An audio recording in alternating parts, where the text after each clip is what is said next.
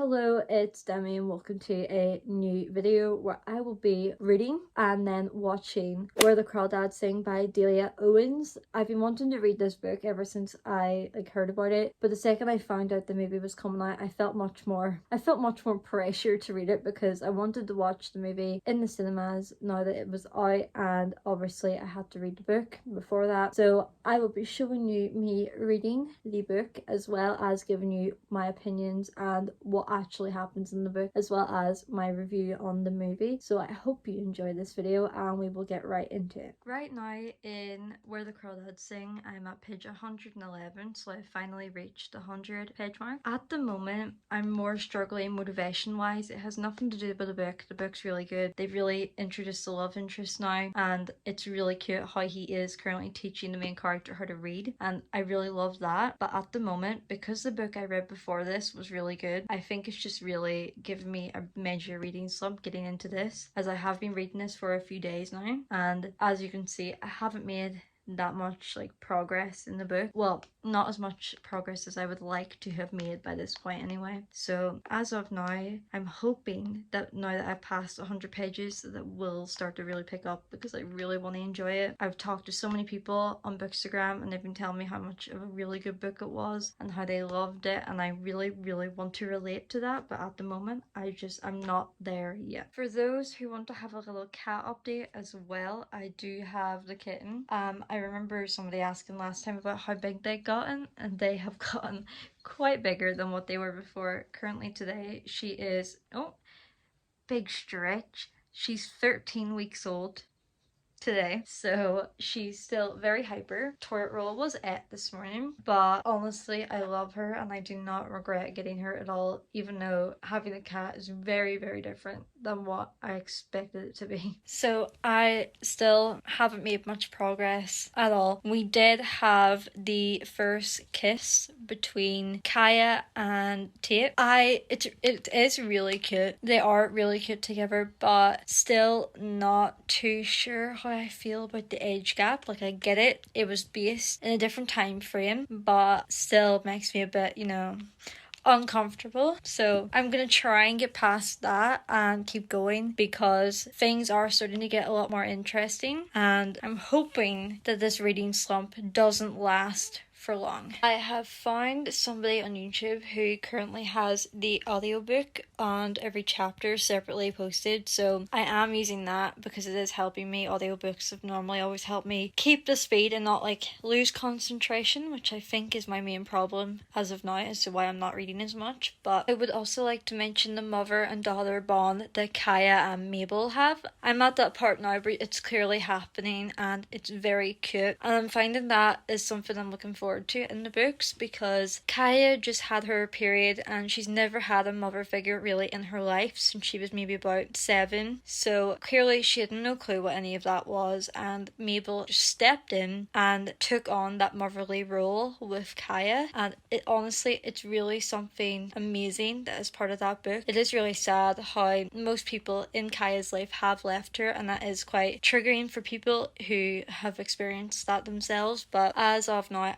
I love the relationship that's happening between Mabel and Kaya. I have literally just had to fight back from crying just because Tate is going to college. This is the life of reading. You cry all the fucking time, and maybe I'm just emotional. Maybe I'm just a really emotional person, but you cry all the fucking time. I've changed my mind. It's not just Mabel anymore. It's Mabel and Jumpin'. They are officially, well not legally, but officially her parents. It's just all the wee cute things where they act and they do things that a parent would towards her, and it's so cute. And I don't like Chase, but at this point it is fully established that I don't think anybody likes Chase. I'm loving it now. This is how quickly my mood can change. I wasn't sure about it earlier. Now, yes. I'm enjoying it. And the kitten is taking this time to have a nap. They have just got to the part where apparently a verdict has been made. My heart has never beaten faster in my life. I have no clue what's gonna happen. And even if she does get convicted or not of the murder, who actually did it? Are they gonna reveal that? Are they not gonna oh my god. I would say that a book has never made me so stressed out, but that would be a lie.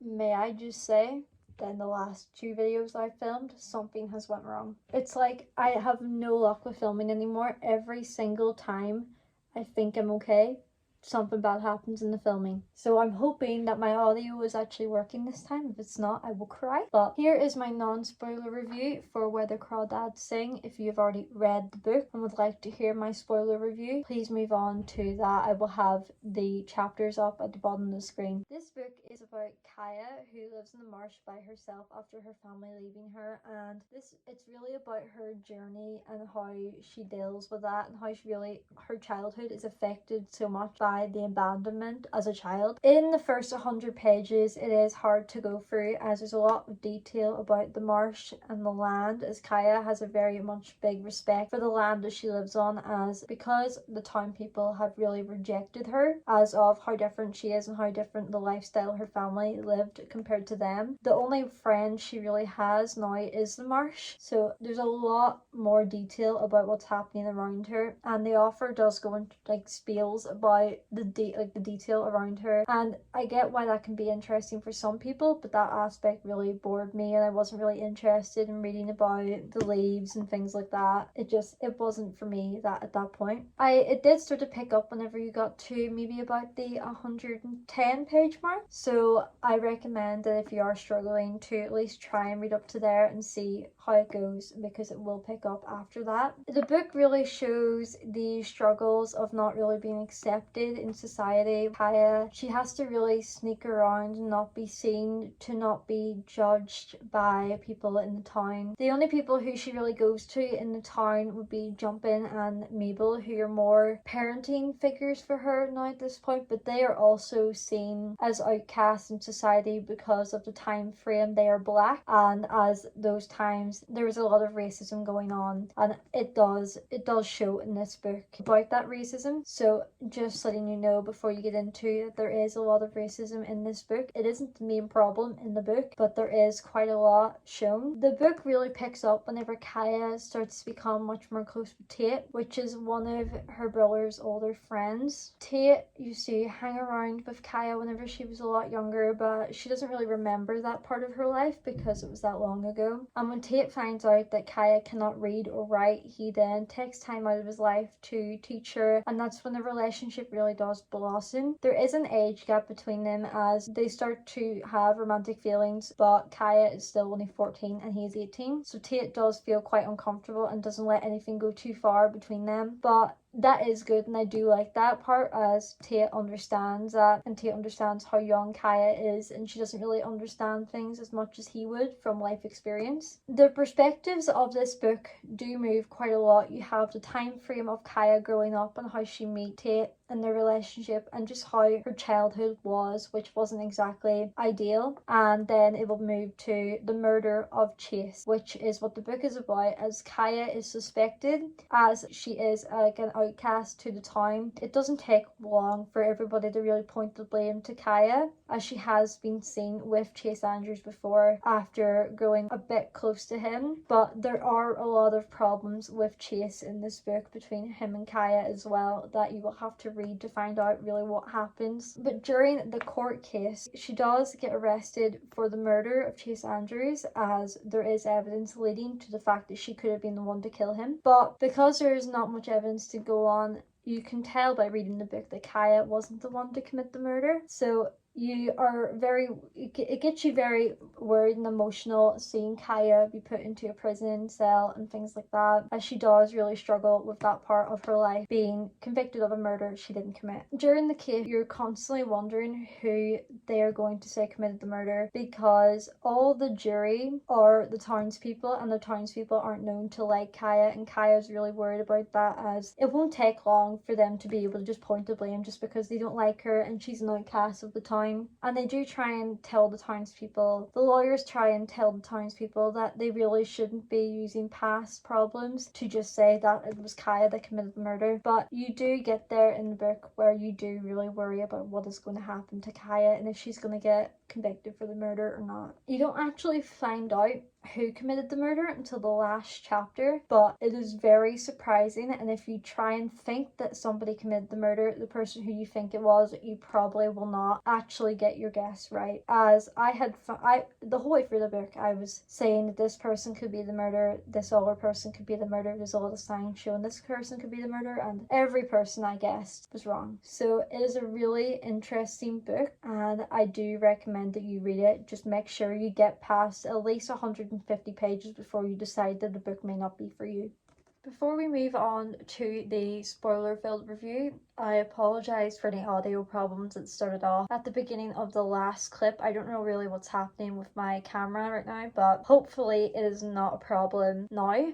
And second of all, I apologise for my lack of eye contact with the camera. You may not have noticed it, but I noticed it, so getting that out there before we go into the spoiler-filled review of Where the Crawdads Sing. I have mentioned what most of the plot is about in the non-spoiler review, but mainly the book is about how Kaya's childhood wasn't the best. Her dad was extremely abusive towards her family and especially her mom, which causes her mom to leave, and then her dad starts to take his anger and alcoholism out on her brothers and sisters, which causes them to leave as well. Kaya is the only one who actually does stay, as she was not old enough to be able to live out and move out on her own yet. So whenever her dad leaves, eventually, whenever she is 7, she is left alone in the marsh, and that's really when the story starts, as Kaya grows a massive trust and relationship with the marsh. She knows everything about it. She collects memorabilia and insects and collects a lot of information about the marsh, which she later turns into a book that Tate encourages her to write. Tate is her brother's friend who from children they used to play with together, but Kaya obviously doesn't remember Tate, as whenever they played together Kaya was only about 3 years old. Tate does actually end up teaching Kaya how to read once he realizes that she actually doesn't know how to read or write, as she only went to school for 1 day but was bullied whenever she couldn't do what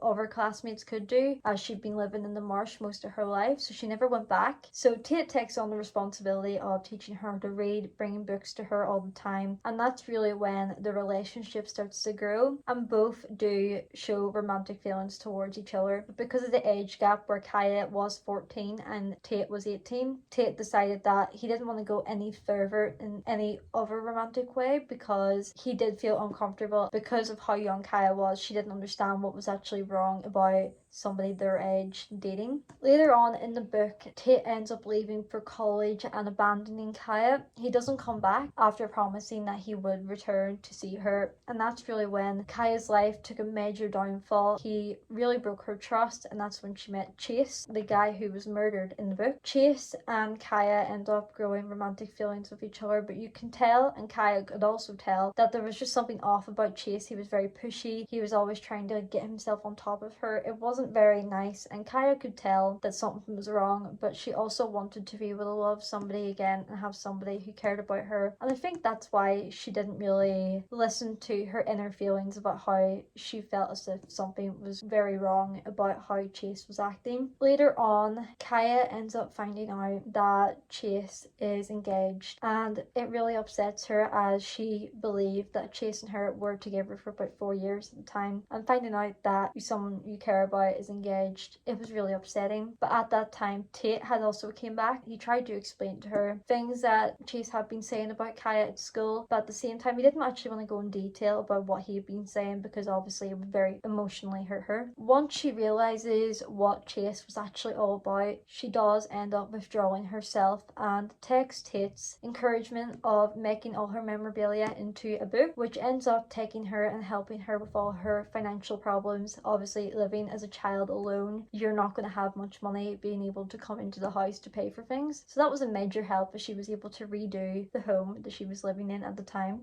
By then, you really get to the point where you're reading much more about the case, as you switch perspectives from whenever Kaya was growing up to the current case that was happening in 1969. But now at this point, once Kaya finds out that Chase is engaged, it really shows you Kaya being suspected of the murder of Chase Andrews, because Kaya had gave Chase a necklace with a shell on it, and that night whenever his body was found, the shell necklace was actually taken off of him, which was the main reason why they really did suspect Kaya for the murder. So she was arrested in suspicion of the murder of Chase Andrews. Kaya really felt no hope whenever she was brought into the prison, as the jury was full of townspeople who weren't exactly known to like her because of how different she was and how she lived and isolated herself. The townspeople really were awful to her, and you really feel that pity for her, because she has to let people who don't like her decide whether or not she's going to go to prison or be executed for the murder. So there's not much odds on Kaya's side for succeeding. The book then walks you through everyone being questioned and people saying where they believe and where they think they saw Kaya at the time. And there is a lot of evidence on Kaya's side and against Kaya, but most of the evidence that was going against Kaya wasn't actually set in stone. Everyone was really saying, I think I saw her, but at the same time they weren't exactly 100% sure. Meanwhile, all the evidence that was helping Kaya be charged as not guilty was very clear that they did see Kaya, which ended up helping Kaya a lot, as she was charged not guilty with the murder of Chase Andrews. In the second last chapter, after Kaya was let go out of prison, it shows that she finally gave Tate a second chance and they finally got together. They have a big relationship where Tate moves in, and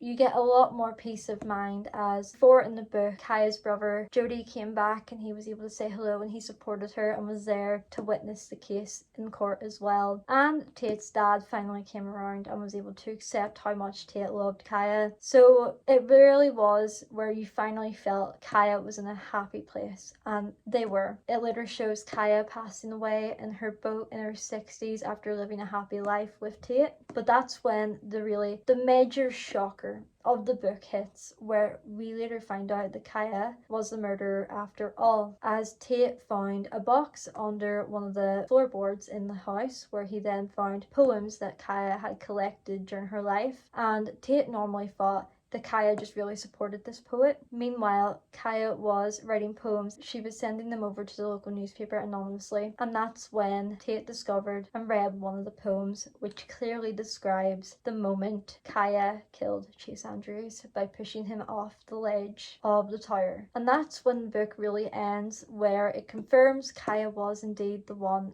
who committed the murder, and Tate burns all the evidence so nothing can be said against Kaya now that she has passed away. So in reality, it is amazing how the author Delia Owens really leads you to believe that Kaya was innocent the entire way through the book, and at the very, very, very end, I mean probably the last couple pages, you find out she was the one who killed Chase Andrews the whole time. And I find that quite interesting, as I was reading about things that authors do a couple days ago and how they really bring their books to life, and somebody said that would be a really cool idea to have the audience believe that she wasn't actually the one that committed the murder, and at the end reveal she was. So the fact that I've just read a book that had that in it was really a coincidence. But I really do recommend, and if you are struggling, please try and get through the 100-page mark, even though if you're watching this you probably already have read it. But if you haven't, and I've spoiled the whole thing for you by you watching this part, still try. So I am now going to try and watch the movie in a couple days time, and I will give you my review and how I see the differences between the book and the movie, as we all know, the book and the movie can be very, very different.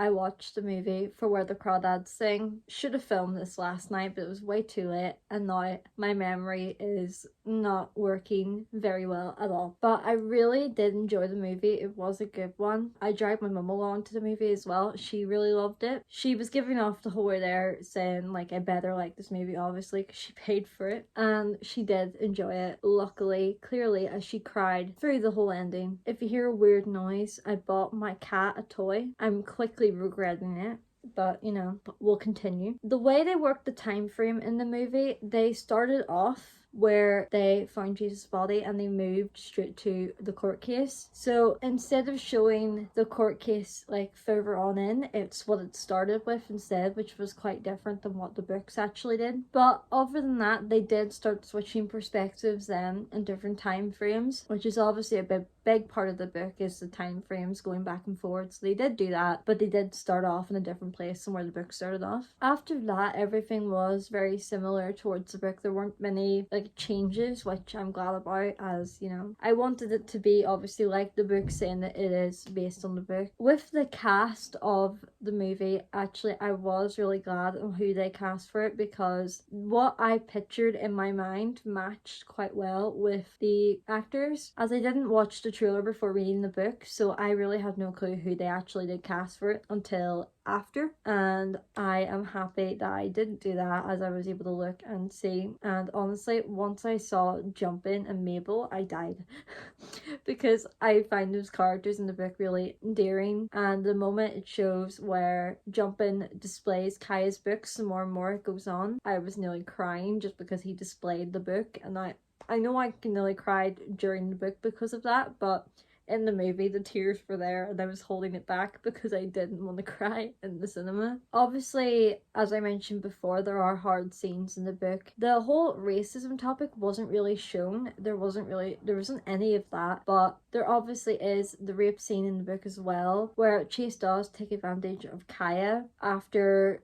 she finds out that he is engaged to another woman, and obviously that is obviously also quite hard to watch, so warning for any of that if you're planning on watching the movie or reading the book as well. Other than that, it was quite similar to the book after that. But lastly, the ending was, well, my mom did find it quite shocking about how it shows you her getting older, as not many books do that, not many movies do that as well, so I understand how she was shocked about that, because I was shocked reading the book whenever I found out that it shows you her growing older. In the last chapter of the movie, it shows how Tate found out that Kaya was actually the murderer, and obviously it shows you him in the floorboards. There's a box, he opens the box, he finds the poetry that clearly Kaya had written, and it explains how she killed Chase by pushing him off the ledge. But in the movie, the way he finds out is he is looking back at her old like books and drawings, and in the book was chiseled out a hole where Kaya had kept the necklace that she'd taken off Chase's body that night. So it shows right where it does in the book as well, him getting rid of the necklace by letting the shell go back into the water of the ocean. So it still quite is the same, where he gets rid of the evidence so nobody really finds out, but the evidence and how he finds it is a lot different than what it is in the book. They also don't make it clear the age differences